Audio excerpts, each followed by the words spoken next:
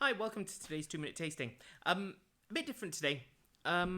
What do tasting notes on the back of wine bottles, or in this case a can, what relevance do they actually have? Do they actually taste of what they're supposed to? And the reason I'm picking on this one is because the tasting notes on this are a little bit obscure. Obviously, tasting note has to have an immediate appeal. It has to sort of go, buy me, basically. And a lot of people who maybe don't want to speak to someone like me in the shop, they just want to read the label and then make the purchase and go. These tasting notes are vital to them to actually entice them into buying the wine. So the reason I picked on this, which is the Ally Wine Works Everyday Red from the United States, is because the tasting notes on it are blueberry pie, ham paninis, menthol cigarettes, and cherry cola. So we are gonna give this a shot and see. I'm not gonna tell you if what I think of it. It's more gonna be a case of, do I get these things on it? So strangely, I get the ham paninis. That's the first thing that comes off. You're getting this sort of meaty, slightly fattier aroma from it. It's and it's got a slightly charred, burnt character to it. I'm not really getting any of the rest of them. To be honest, I can't even remember what a menthol cigarette smells like. I don't smoke, and it's been so long since I've been near anybody who smokes a menthol cigarette. So, not getting any of the cherry cola, not getting any of the blueberry pie. Although the blueberry pie could that sort of pastry element mixing with the panini element, that sort of bready thing, possibly. But what I'm actually more getting is blackberries. That's the aroma I'm getting off it.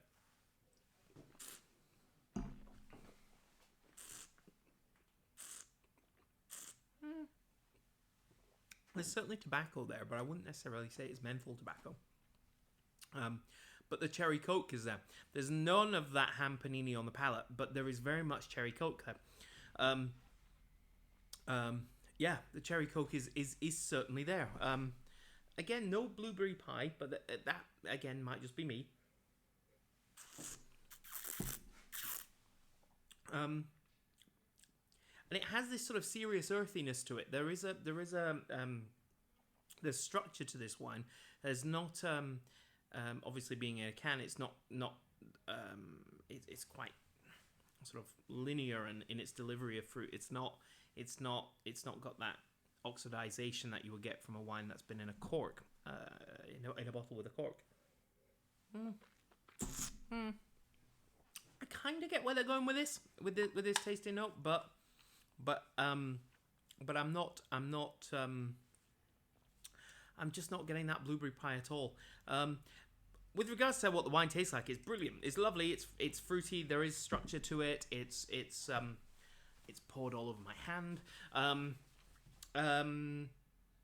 It's a good everyday wine, really. It's just an immensely gluggable style of red wine that I think is very tasty. You could, £10 for the can. It's not cheap, but that's a couple of glasses of wine, so a nice way of not wasting anything. Not that most of you will probably have that problem. But I like it. This is good. I'm not so certain about the tasting notes on the back. I can kind of gather why they went with those flavors rather than, your typical, it's ripe blueberries and such. They want this to appeal to a bit more of a younger crowd.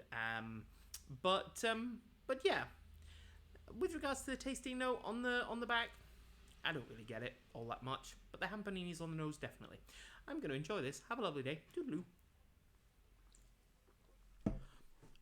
A little bit of an add-on, and this is kind of strange. You'll notice at the end of that tasting, I just swigged a bit from the can. It immediately got the blueberry pie. When I was trying it out of a glass, there was no blueberry pie. It's not. But try it out the can. completely different. So as an add-on, we're going to now do a little bit of an experiment. The same wine, one out of a glass, one out of a can. I'm going to actually do a proper tasting on this. So the nose, we're doing the glass first, how you would normally traditionally drink some wine. It's quite muted. It's got that meaty ham panini thing going on. There's that earthiness. There's a lightness to it. And the fruit isn't that concentrated. Now, we're going to try and smell it out of the can. That's going to be a bit more tricky. Yeah, there's nothing coming off. You get a little bit up a nostril, but there's nothing. So you can't really smell the wine out of the can. However, on the palate, the glass first.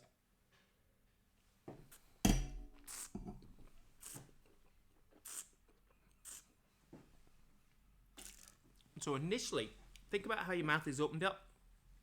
The glass makes your mouth go a bit like this, and as a result of which you're drawing air when you're bringing in the wine. And what's happening with that is you're getting the fruit.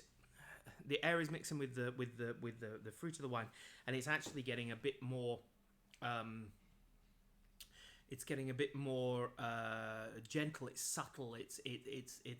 It's calming the wine down a bit. So you're getting sort of dusty blueberries, and you're getting actually you are getting blueberries now. You're getting a sort of dusty, fruity character. You're getting a bit of that earthiness coming through, but it's very muted and lovely and delicious.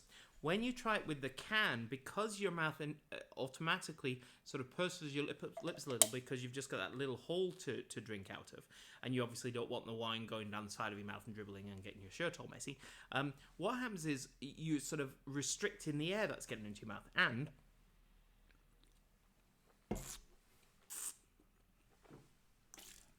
when you bring the wine into your mouth, what is happening is you're bringing in less air, and it's actually amplifying the fruit. Strangely, I would have thought maybe it might have done the opposite. It would have opened up fruit, but with this, it's really amplifying it. It's think of it as the difference between drinking from a glass and drinking through a straw. That's essentially what you're doing, and you tend not to do that comparison with things like orange juice or cola or whatever.